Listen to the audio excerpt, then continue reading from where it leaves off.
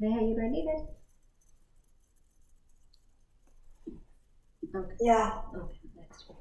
Vasudevasutam devam Kamsachanuramardhanam Devaki Paramanandam Krishnam Vande Jagadguru Guru Brahma Guru Vishnu Guru Devo Maheshwara Guru Sakshat Parabrahma Tasmai Shri Gurave Namah Om Purnamada Purnamidam Purnat Purnamudachyate Purnasya Purnamadaya Purnameva Vashishyate Om Sahana Bhavatu Sahano Bhunaktu Sahaviryam Karvavahe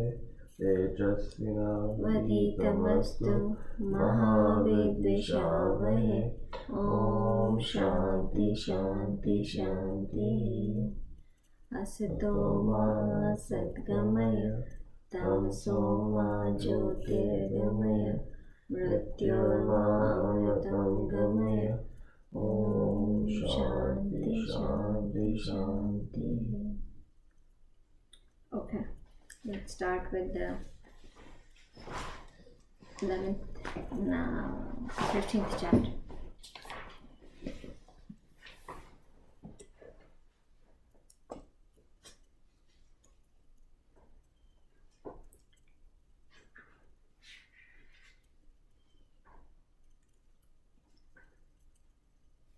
Right?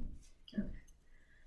Shri Bhagavan Vacha Udhamulammadashaka Ashvatam Pahuraviyam Chandasi Yasya Parnani Yasam Veda Savedavid Adharchoda Vasudasya Shaka Guna Prabhuddha Vishaya Pravala Adharchamula Nanusantatani Karmana Bandhini Manushya-loke Narupamasye Tato Pralabhyate Nanto Nachadir Natasampratishta Ashvatavinam Surudamulam Asangashastre Dilirena Chitva Tata Padam Tat Parimargatavyam Yasmin Gatana Nivartanti Bhuya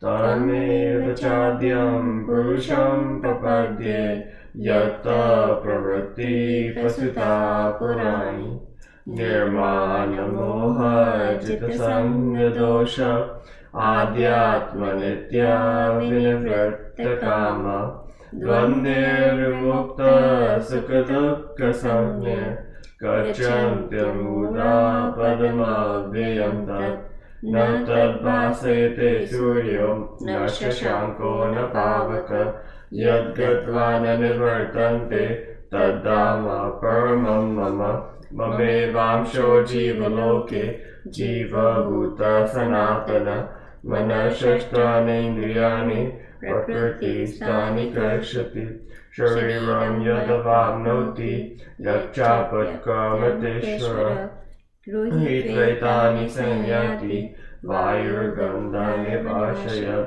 Shrotam Chakshuspashanam Cha Rasanam Granameva Cha Adhisthaya Manaschaya Vishayanupasevata Utkamantam Stitam Vapi Punjanam Bhagananvitam Vimudananupashyanti Pashyanti Jnana Chakshusha Yatanto Yoginashchainam Pashyanti Atmana Vishtitam Yatanto Vyakatatmano Nenam Pashyanti Chetasa Yadaditya Gatam Tejo Jagad Bhasyate Kilam Yakshadamsi Yakshagno Tattejo Vidhimamakam Ramavesha Chabhutani Dharaya Vihamojasa Krishnami Choshadi Sarva Somo Bhutra Rasatmaka Aham Veshvanaro Bhutra Pranina Dehamashata Pranapana Samayukta Vachanyanya Chaturvidam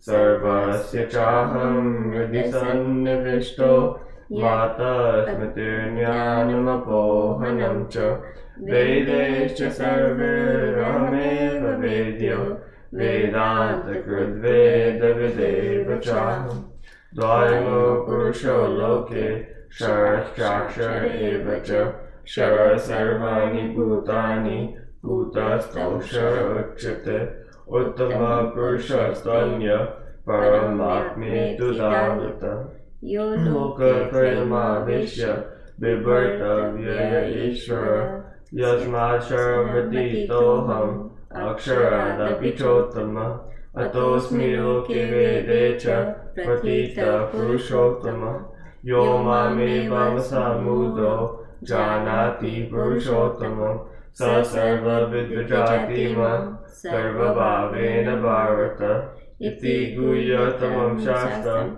Idam uktam mayanaga Etad buddhva buddhimamshat Kuta krityascha bharata Om tatsaditi Srimad Bhagavad Gita Su Upanishadsu Brahma Vidyayam Yoga Shastre Shri Krishna Arjuna Samvade Purushottam Yogo Nama Panchodasha Adhyaya Krishna Namaste.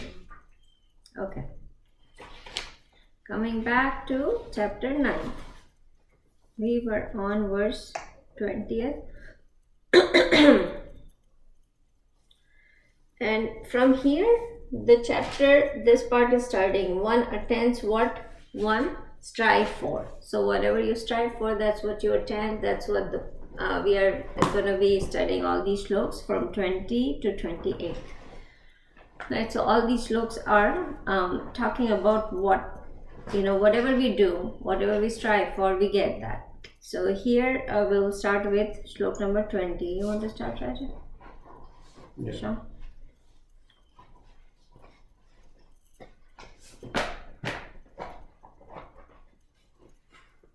Do you already use it? You read it? Okay, so I can start with it. Yeah. So 20th slok, those who perform action with some interested motive as laid down in these 3 Vedas and drink the sap of Soma planta and have thus being plunged of sins, worship me through sacrifice, seek access to heaven, attain Indra's paradise as a result of their virtues, deeds, they enjoy the celestial pleasure of gods in heaven. Okay? So now what he is saying, that the person who performed with some interest motive as laid down in these Vedas. Now he is talking about these 3 Vedas. We already covered that in previous thing. So Sam, Yajur and Atharva Veda, right? So he is talking about those Vedas where whatever mentioned in these Vedas, according to that, if you do with interest or something, you gain. So again, we talk about Vedas are divided into 2 parts, Karma Kanda and then Upanishads. So Gita is, most of the information are from Upanishad side of it. So Karma Kanda, he is saying that anything that mentioned in Vedas, with base of that, if somebody does Karma Kanda to for motive of their own interest, right? Okay, I need something, I need Vidya. They go and do something for, usually Ganpati is known to give education or knowledge, and Saraswati is there who gives education and knowledge.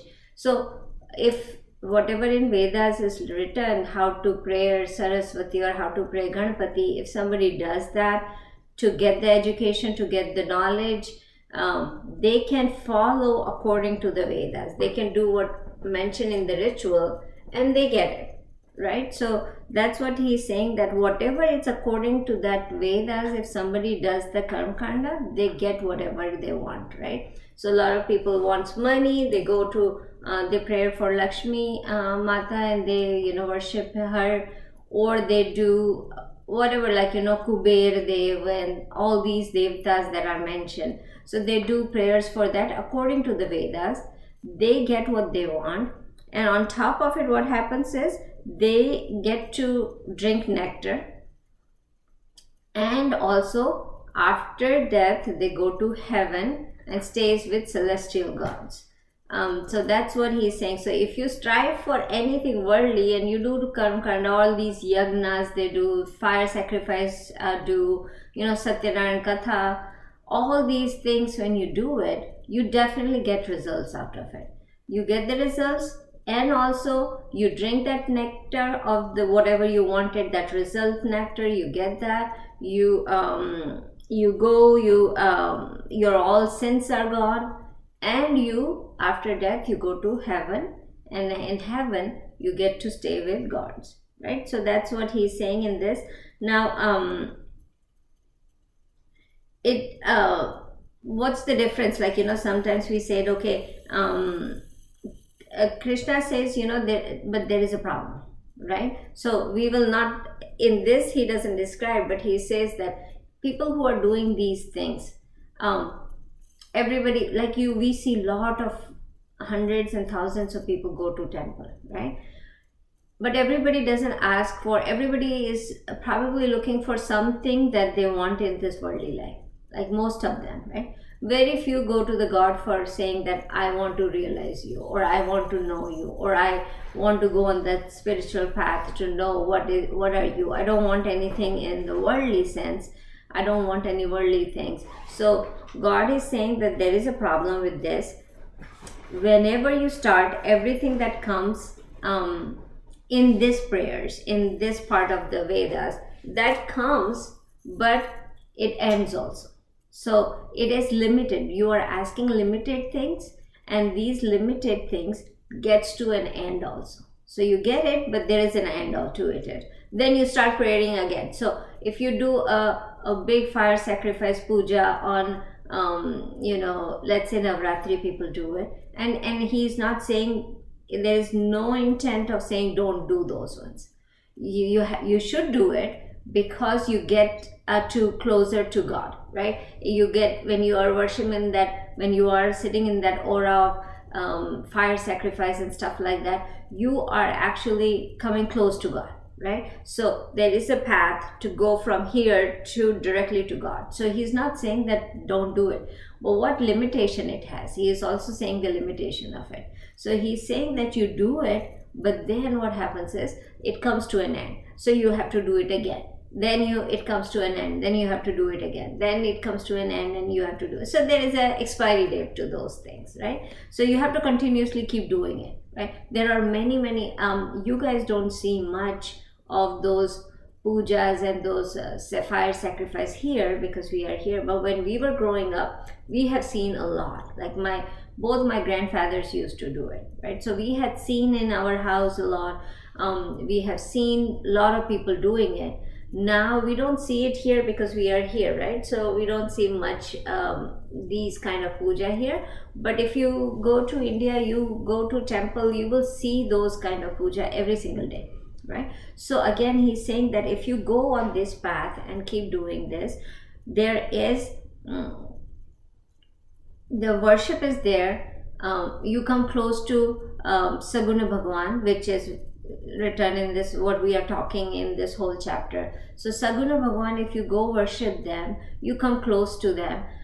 The only difference comes is whether you want this material world, or whether you want the spirituality. But you have to go through Saguna Bhagwan. He is definitely mentioned it, that you have to worship Saguna Bhagwan to reach to any of the part. But now what are you asking for? Right? So he's saying, if you do all according to Vedas, now it's not that these things, karma kandas, are very specifically mentioned how to do it.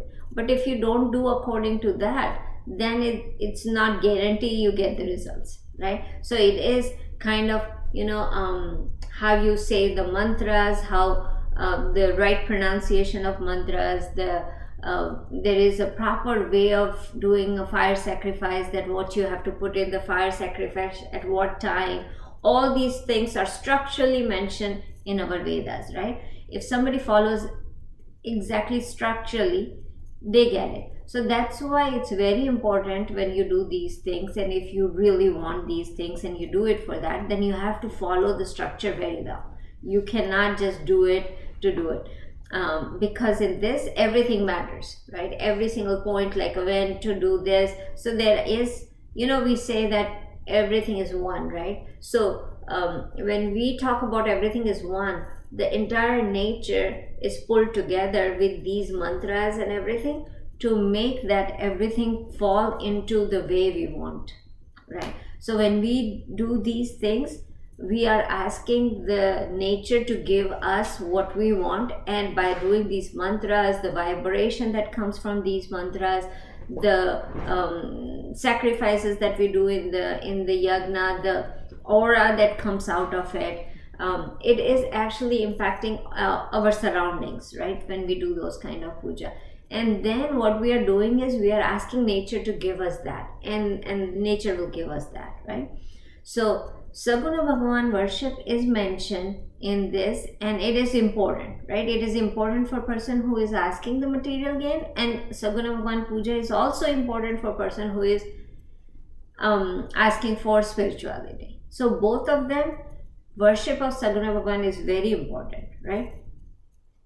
It's very easy to say that, okay, it has been mentioned, like if you don't do according to the way Vedas, what instruction is given, and when you are doing these kind of pujas, the god, we talk a lot about Surya, Varuna, a lot of gods that we talk about in Vedas, and we give sacrifice. If you have seen any of the puja, they talk about a lot of different gods: Chandra, Surya, Varuna, all these Vayu and Agni and these things. So what happens in that it is actually, we are putting all these 5 tattva, the 5 elements that we talk about, we are calling them and asking them to do what we want from them, right? So when we do these things, you have to exactly follow the direction. But also when we do for spirituality, and if you do it like, okay, my God loves, I want to sing glory of my God, right? I want to sing glory of Shiva or Krishna, and it is not for Shiva and Krishna to give me something, but it is for, I want them to I want to sing because I feel so good and I feel connected to him, I feel close to him. At that time when you sing those glories, and you don't go according to Vedas, like what Vedas say, you should be singing in this time of the day, or you should be sitting this way, or you should be standing, or you should be, putting your hands here, hands there, whatever you want to, whatever Veda says, when these glory of God is given and you don't do it, right? Let's say you don't do it, but you are singing to just feel good about glory of God. Then it is the time when God takes you towards what you want. Now here you don't want anything. You are not praying to God for anything. What you are praying to God for is to connect with God or to come close to God, right? So at that time, if you don't follow all the Vedic rules, that's okay. God gives you spirituality too. But if you want anything material, you have to make sure that you follow exactly what Veda says, because what it is doing, it is pouring all the surroundings, all the 5 elements into this to make sure that your thing, what you want, you get that, right? When we talk about that book, that whatever you manifest, it comes to you, you manifest this way, that way, there is a rule of manifestation, all these things. Those things are the karma kanda. The manifestation that you do, it's the karma kanda that Veda has given, right? We do it technically to bring all 5 elements to us, and then bring them together and then ask them to finish it. So that's the manifestation process that we do, and then God gives it. And every single thing in the world, whatever you need, there is a process given in our Vedas how to get it, right? Money, house, promotion, education, good colleges, everything is given in Vedas, whatever you want, right? You have to follow that process, right? Now, but pretty soon you will realize that whatever you put energy into getting this material, thing, it doesn't stay forever. It goes away, right? So there is another group of people that do all these pujas, all these prayers, but they are not asking for anything. What they're asking is that we want to connect with you, God, right? We want to know you, God, or we want to know ourselves. What are we? We want to know how is this universe being created? What happened to this? So if you are looking for that, then God, then even if you don't follow, if you do a mistake in your prayers, He will be okay with it, because what you don't want is you are not asking for something material that you have to follow, right? Got it? Okay.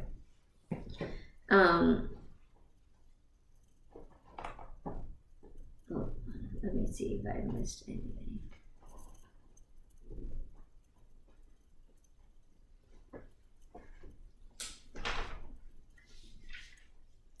So this Soma address I want to also mention. Soma plant that is given, that nectar, lot of people, you will see that word misused with alcohol. Some people do use this word with alcohol, saying, oh, these person, when it says that when you do these things with Vedic rituals, you drink the sap of Soma plant, which they say it's an alcohol, but it is giving you a sense, this word gives you a sense of the intoxication, but it's not intoxication with alcohol, it's intoxication with glory of God, right? You fall into that intoxication of glory of God, that, oh God, you gave me so much. So it is that Soma Ras is not, never remember that if somebody says in joking way, oh, I'm drinking Soma today, they are talking about alcohol, which in here it is not talking about that. It is talking about the nectar that you get from the, in Hindi, if you know that masti, well, I don't know how to change that word in English, that what do you say? Like, you get so masti with playfulness, but it's not playfulness with no, playfulness would be the wrong word. Like, some think about that way, that if you really desire something and you get it, and that pride and that thing comes to you and you feel so good about it, and you are merged into that thing, that okay, this moment that you merge, and that you have such a good feeling about yourself. All these feelings also come with alcohol, right? That you are not in your senses, you are so happy in that moment that you forget about everything else. But the same moment they are explaining here, but they are explaining in getting something. Or now if I'm very close to God and God comes in front of you, and you will be like, how amazed you will be, right? So if God is in front of you, you get that masti in your mind, that intoxication is also a word, but then it is used the wrong way. So you get that, God, I don't know why I'm not pulling up any word that very closely with this kind of feeling. You know what I mean? Yeah, the feeling of fulfillment, the feeling of, you are on top of the world kind of feeling. That feeling comes, right? So he's talking about that here. He's not talking about anything wrong here. Like, so the person gets the feeling of they are on top of the world when they get all that thing that they needed. Wait, what is like the definition of this? For the juice? That's all my juice. What's like the definition? Here it is talking about that nectar that you get, that what you were asking to God. It's the same feeling that he's saying, that you get anything and everything what you want, right? Doing these Vedas, when you asking for something, you get it, and you have that nectar, you drink that nectar of that desire that you wanted. So, let's say a desire is fulfilled, something you wanted so bad, and that desire is fulfilled, and you feel like you are on top of the mountain. That feeling you get by doing these Vedas and asking to God about that thing. So that nectar you are drinking when you finish your worship to God and do the Vedic rituals, right? So that's what he is explaining here. You attend Indra's paradise, right? That's heaven in Hindi, in our religion, in Sanatan religion, we talk about, like, Indra is in heaven, right? It's been portrayed that way. Indra, the name Indra, the definition of Indra is the person who has everything that Indriya is our sense organ, right? Indra person in the world is the person who has everything that can satisfy all his Indriyas. Indriyas means all his senses. So you get everything that your senses need, right? You have good things to see, you have beautiful music to hear, you had beautiful things that you will touch, you will have beautiful smell. So all the 5 sense organs are satisfied at that place where you're going to be going, right? So he's saying that after you do that, you get to the point where you are in Indra's paradise. So that's heaven in Christianity, and this is R is Swarga. That's the Indra's paradise. So when you do these Vedic rituals, you also go to that place where all your senses are satisfied, right? So he's talking about that paradise, and all your virtual deeds are being calculated there. So you did all the good things, your sins are gone, you get the nectar that you wanted, right? Now we have, I'm sure the nectar would be the best drink ever. That's what he's explaining here. So you get the best drink. It could be whatever favorite flavor you have, it would be in that flavor. You get all your senses, your indriyas are being satisfied. So you go to the place where everything is so good, right? And you enjoy the all these gods, the Vayu, the Surya, the Chandrama, all these celestial gods. You enjoy their company there, right? So he pictured the whole heaven, how it looks, what you're going to be doing, and how. Now he did say that if you follow the Vedic ritual, this is what's going to happen. Now the next slok, what happens when so next slok is he is going to give a clear difference between the lower religion and higher religion. So let's read the next slok, 21. You want to do that? Okay. Tetam bhuktva swargalokam vishalam. Tetam bhuktva swargalokam vishalam. Shine punye martyalokam vishanti. Shrine punye mrityulokam vishanti. Evam tayi dharmam anuprapanna. Evam trayi dharmanupapanna. Gata gatam kama kama labante. Gata gatam kama kama labanti. Together.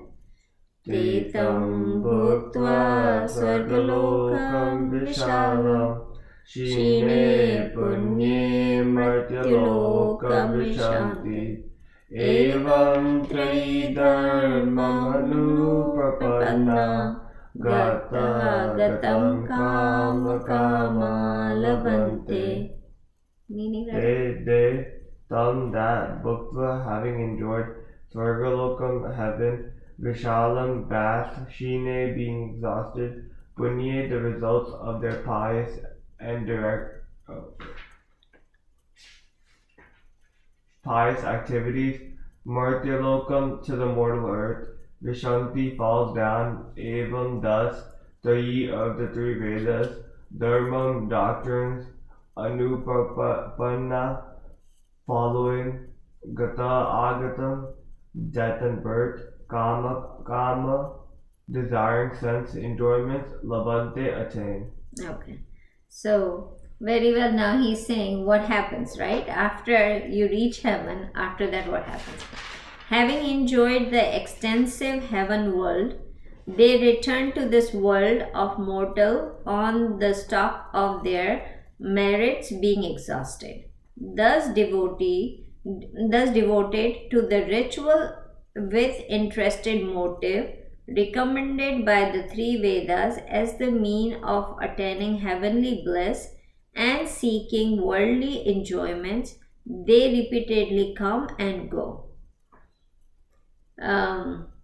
That is, ascend to heaven by virtue of their merits and return to earth when their fruits has been enjoyed.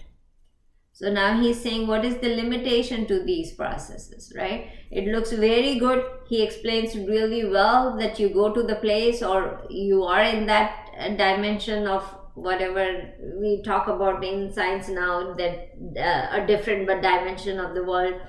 So he talks really good, like it sounds very interesting, right? But then he says there is some limitation. What is the limitation?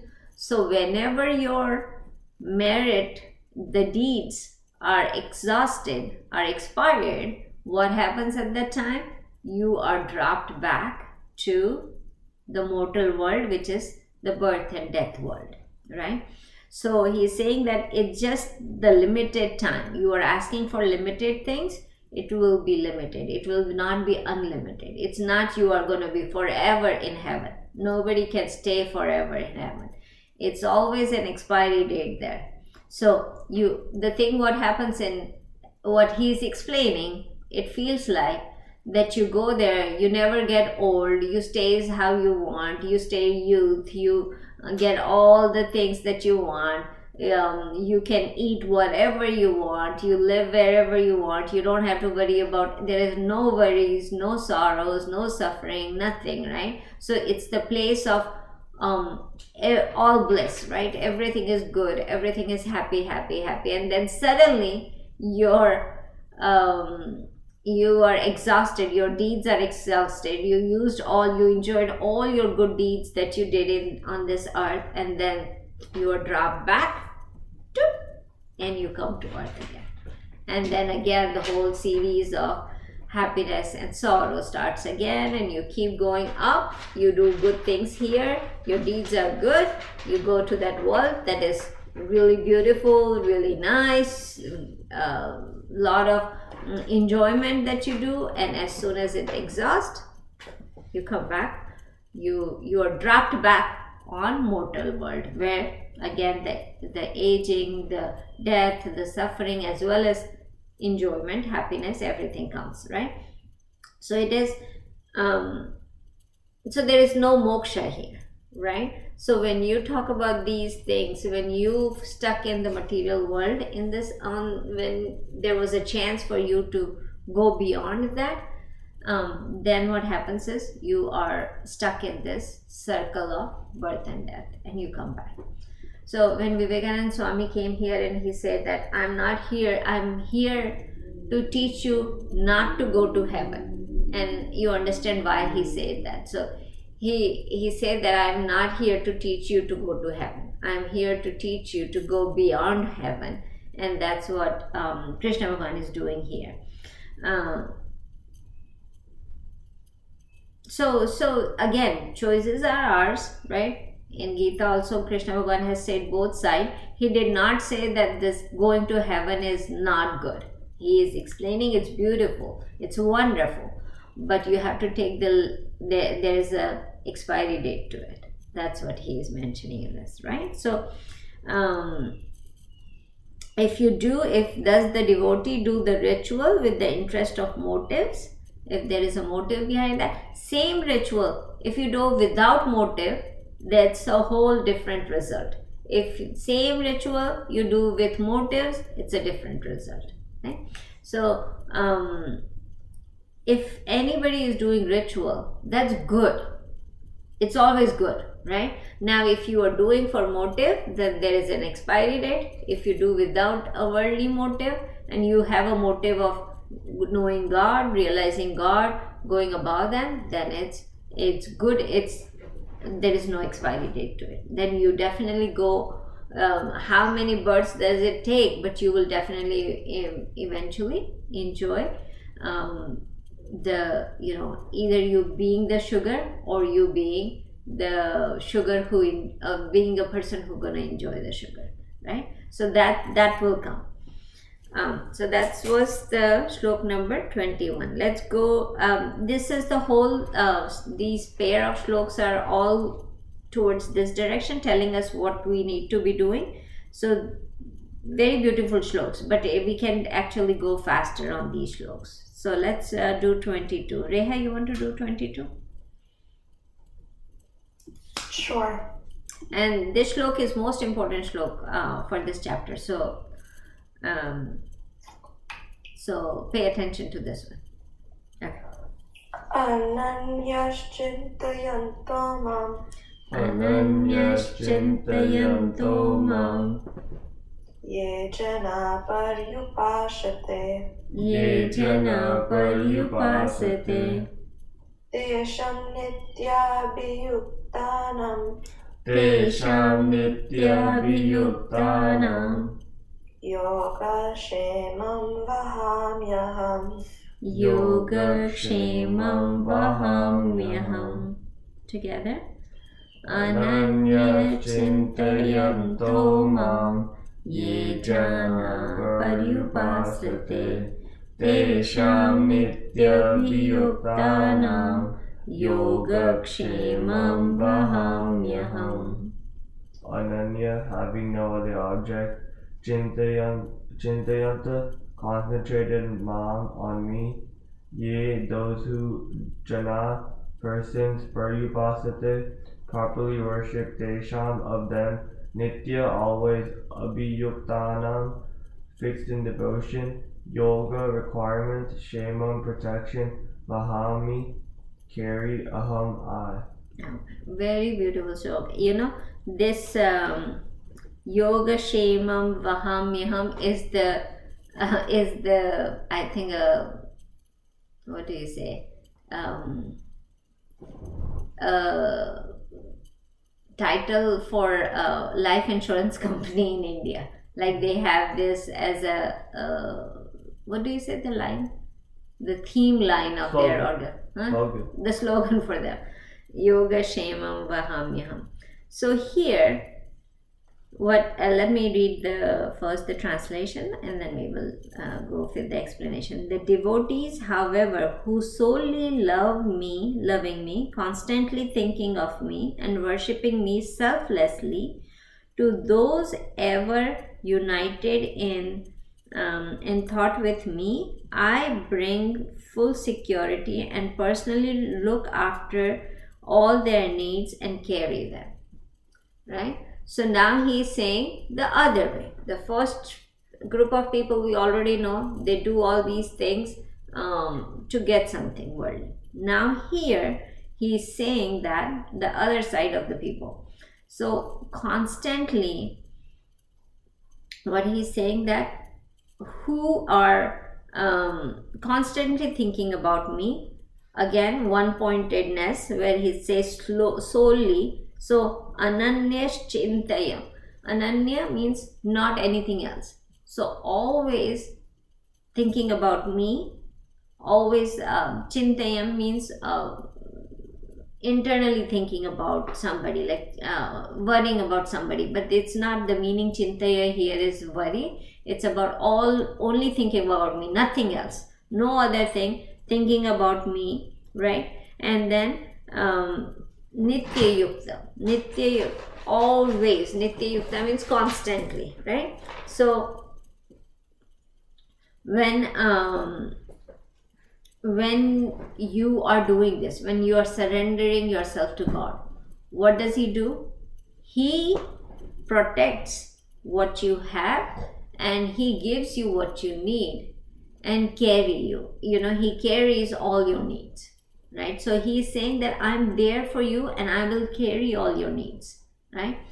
So there is a quick story behind this one, and I think I told that story before too. So there was a pandit who was doing the translation of Gita. Actually, he was doing translation of entire Mahabharata. So he was writing the summary of all these sloks, and he read this Yoga Kshemam Vahamyaham, and he said, God, how would God carry us? Like, in olden days, everybody used to carry things in their basket, and the basket was on the head, and they used to carry it. So think about that way. He was thinking how God is carrying everything for us and walking around. That's against the glory of God. God is omnipresent, omniscient. How can God be carrying us around? So he didn't like this word when he was doing it. So he thought that somebody did the mistake saying caring. He should be granting the things that we need and protecting the things. So instead of Vahamyaham, he cut that line and he put Dadamyaham, means grant. So God will grant you everything you need. That's the glory of God. So he should be not saying that I'm going to be carrying you. I'm going to be granting you all the things that you need, right?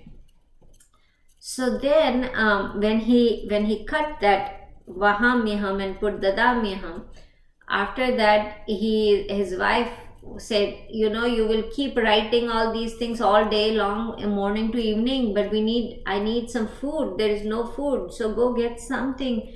We don't have money to get anything, but can you go and get something to eat? We don't have any food. So he said, okay. He closed the book.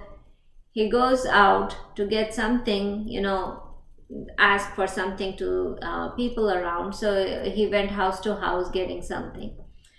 Behind him, a little boy comes to his house with carrying a basket in his head and all the fruits and food. He comes to his house. And the wife opens the door, and wife said, who are you? And he said, I came to give this food to you. So she asked, who sent you? And he said that it's your husband sent me with all these food to give it to you. So she said, oh, okay, come inside and put it here. So the little kid comes and put the whole basket of fruits there inside. And then she saw that there is a big stick mark, the cane, somebody caned the kid, and there was a whole big stick mark on his back which was bleeding. So she asked, hey, what happened to you? Why is that, who hit you? And he said, your husband hit me. And she was very furious. She said, why did he hit just a little boy here? And let me put something on it. So the kid says, no, it's gonna go away, let me go. And he runs away. So when husband comes home, and husband didn't get anything for food, so he comes home and he said, I'm so sorry, I went to that many houses but nobody gave me anything, so I'm back. And she said, why? You sent up the whole basket full of food, and it's such a good food and such an amazing food. And husband says, no, I did not. And wife says, but I'm very upset at you. Why did you hit that kid so hard with the stick? And the husband says that I never hit anybody, and that kid I did not send there. But then he comes back to start writing his commentary again, and he saw that he put a stick to Vahamyaham, right? So then that cut that he did here, that kid got that cut, but the kid was no other than Krishna, who brought whatever he needed. He carried. So he was showing that I carry, it doesn't matter whatever you do, but I carry you. I don't want to grant, I want to carry the things that you need and the things that you protect.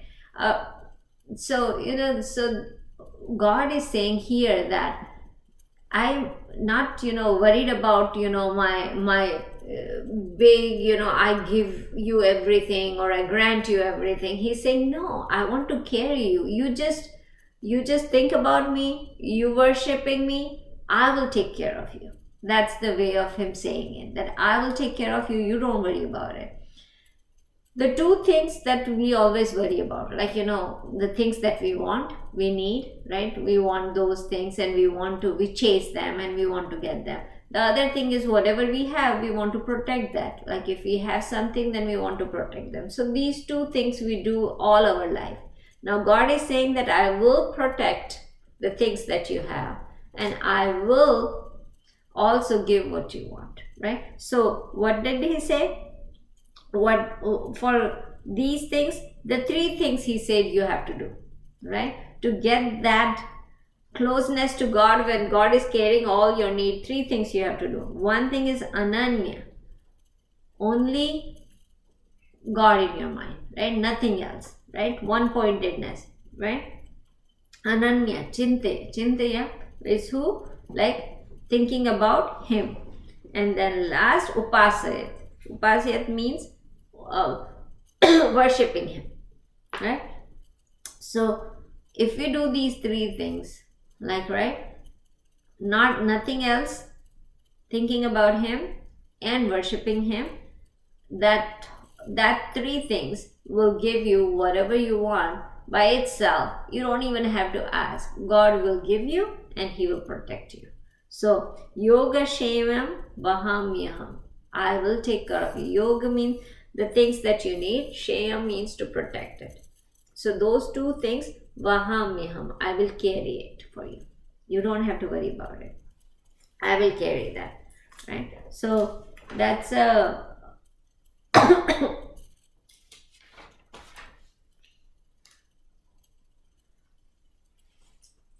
if you if you turn away from the worldly things and there is no worldly desires for you, you are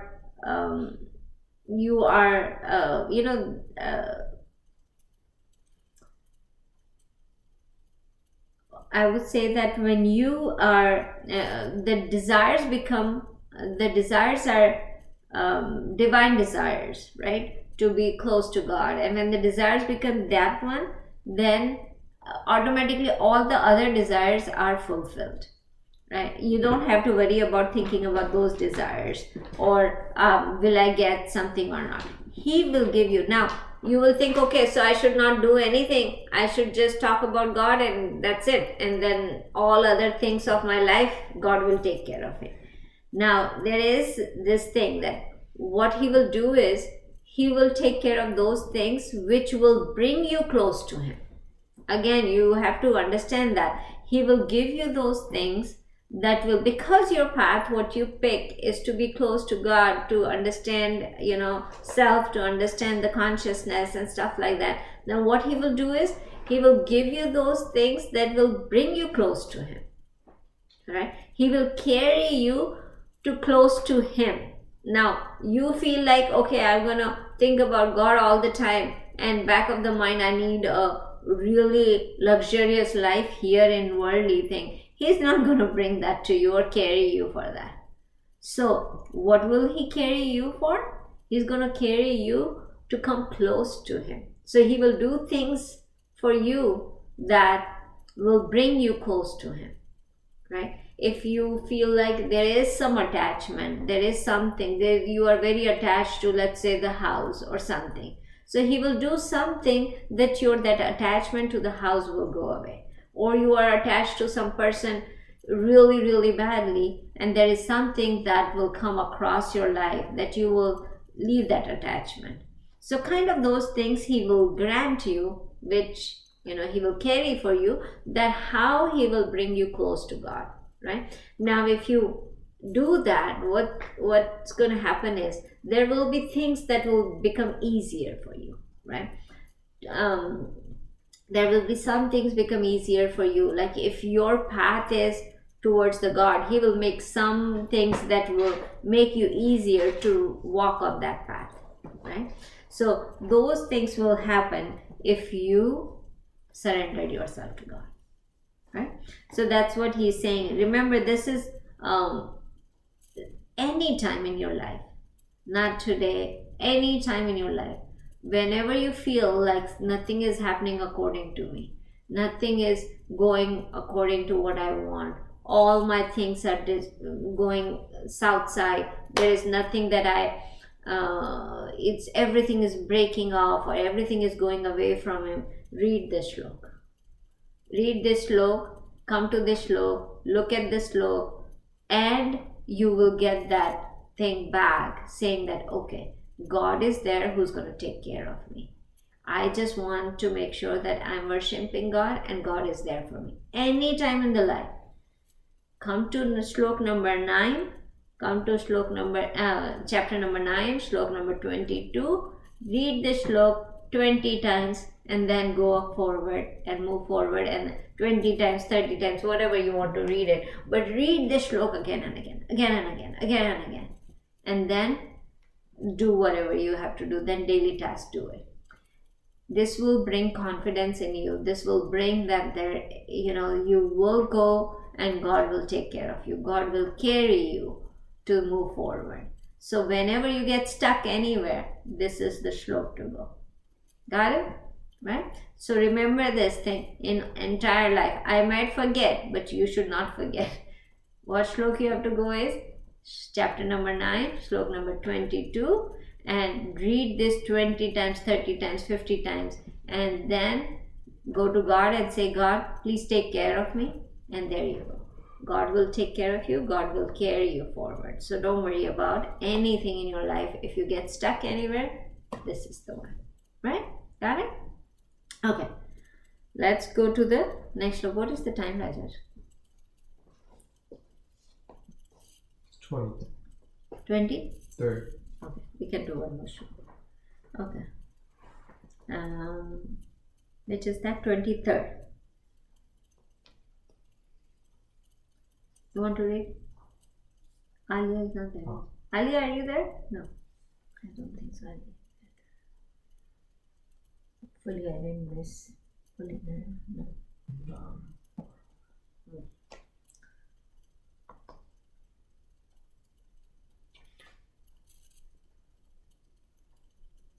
Ye pyanya devata bhakta Ye panyan devata bhakta yajante shraddhaya yanvita yajante shraddhayanvita tepi mameva konteya tepi mameva konteya yajantya viddhi purvakam.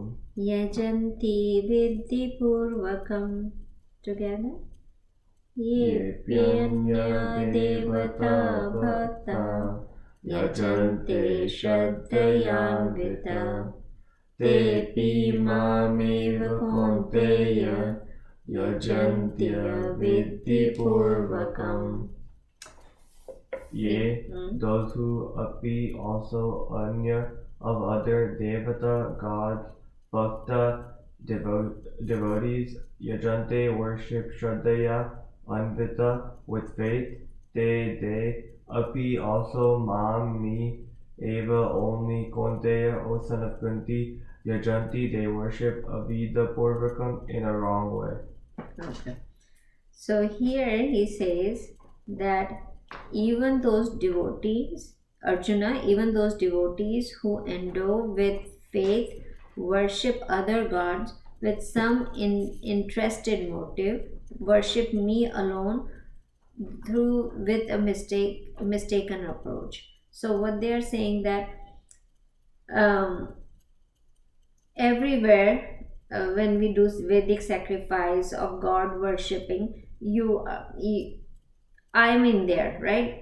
You are in that too. So why, the question arises that he said, I'm that Vedas also, right? Couple shlokas ago, and he says that I'm that in the puja, I am the oblation, I'm the fire sacrifice, I am that. So the question arises that when somebody does those Vedic ritual, and you think about this is when Arjun only know religion as the Vedic ritual, the sacrifices, right? All those times all Karma Kanda was the practice of religion, right? So somebody will come with this question that if you say you are in those two, then what is the difference? Why is that lower religion, and why is what you are talking about worshipping him as a consciousness or as an atma or as a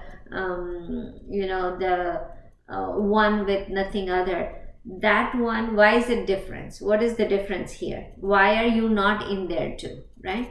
So why these people, certain people get enlightenment, and these all people who are doing ritual, which you are in there, right? I'm the Vedas, I'm the ritual, I'm the mantras. A couple shloks ago we read that, right? I'm the mantra, I'm oblation, I'm the fire, I'm the all those things. So if you are all those things and somebody is doing that, why they don't get enlightenment, right? The question arises. So here it says that the person who does this sacrifices, but with motive of something getting out of it, they are in unauthorized way, they are doing that. But instead of that, if you only worship, and here a lot of people take it like word as only worship Krishna, then they get enlightenment, which Krishna Bhagavan is not saying here that only me. He explained early on that he is none other than this one consciousness, right? So he explained that he is not talking about me as a Krishna, he is talking about me as the all these Saguna Bhagavan together, right? He's talking about this consciousness together. So he's not talking about me as a Krishna, he's talking about me as this consciousness, me as this Atma. So if you get to know that, right? If you get to know that and then do these prayers, right?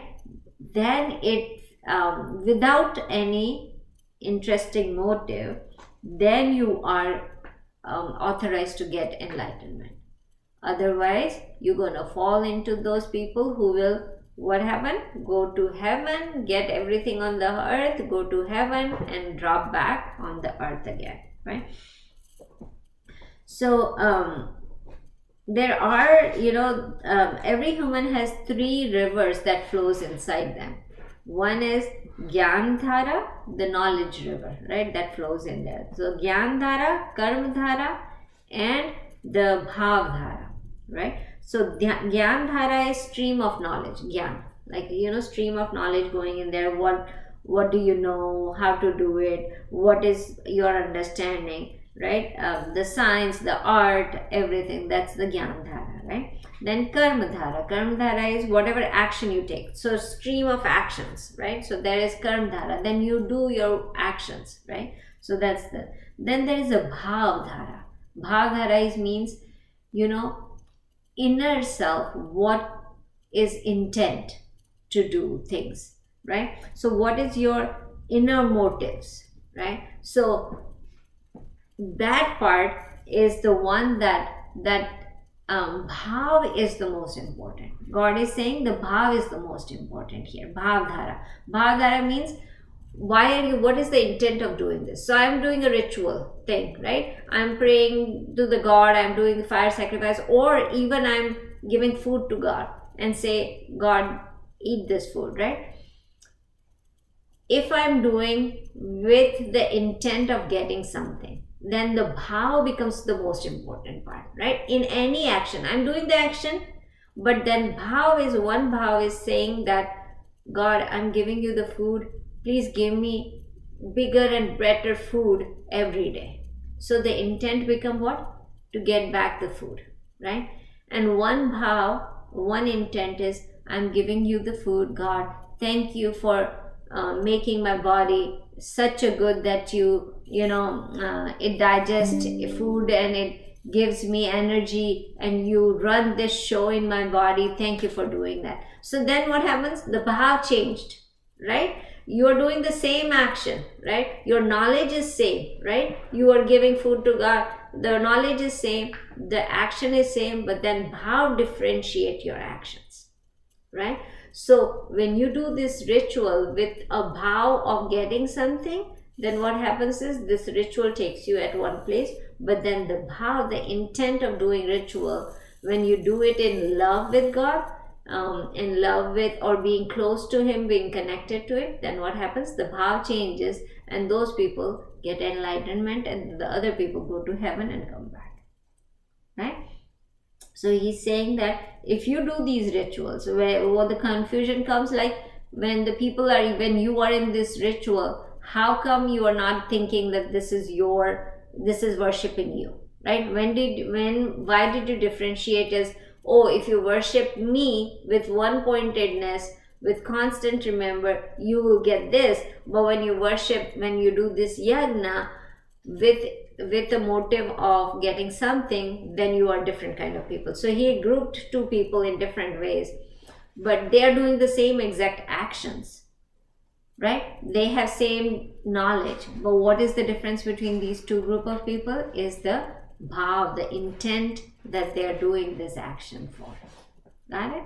So that's most important. That's what he is explaining in here in Shlok 24th, right? We did 24th? 23rd. Okay. So that's where we need to decide what intent we need to do that action, that worship for. Got it? Okay. Let's close it. And we will start from Shlok number 24 next week.